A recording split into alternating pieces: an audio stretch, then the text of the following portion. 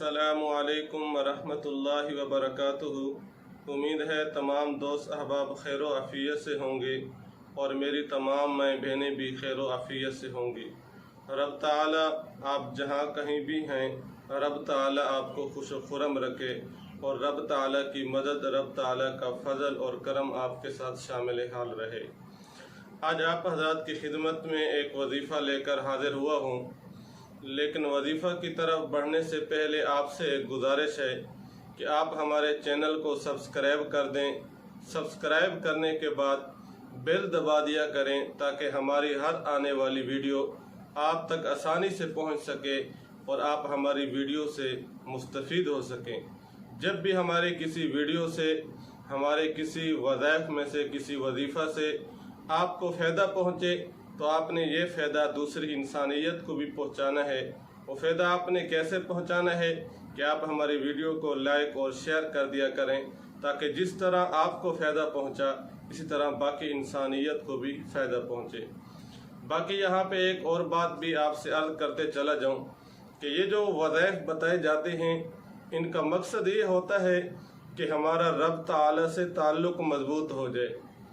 ہم دنیا والوں کے پاس مانگنے کی بجائے رب تعالی سے مانگیں، دنیا والوں کے در پر جانے کی بجائے ہم رب تعالی کے در پر جائیں۔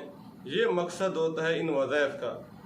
جب بھی آپ کو کسی وظیفہ کی ضرورت پڑے یا کسی بھی شرعی مسئلہ کی تو آپ ہم سے رابطہ کیجئے، انشاءاللہ ہم آپ کو تسلی بخش جواب دیں گے۔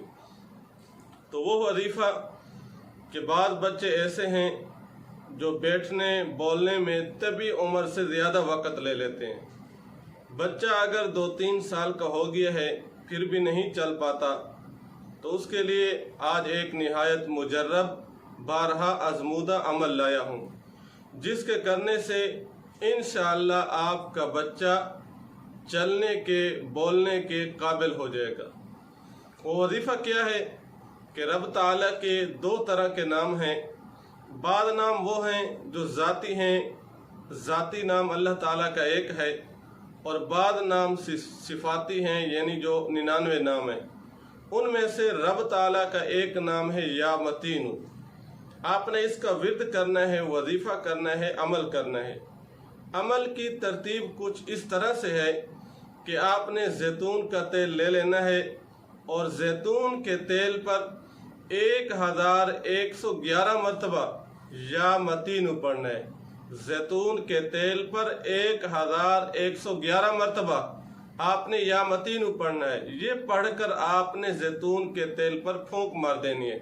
پھونک مارنے کے بعد وہ زیتون کا تیل جس پر آپ نے دم کیا تھا اپنے بچے کی ٹانگوں، کمر اور کندھوں پر مالش کریں، زیادہ تر ٹانگوں پر مالش کریں۔ انشاءاللہ چند دنوں کے بعد آپ کا بچہ بولنے کے، چلنے پھرنے اور گھومنے کے قابل ہو جائے گا۔ یہ تکلیف بھی جاتی رہے گی۔ امید ہے آج کا ہمارا وظیفہ آپ کو پسند آیا ہوا ہوگا۔ تو جب بھی پسند آئے تو آپ نے لائک اور شیئر ضرور کرنا ہے۔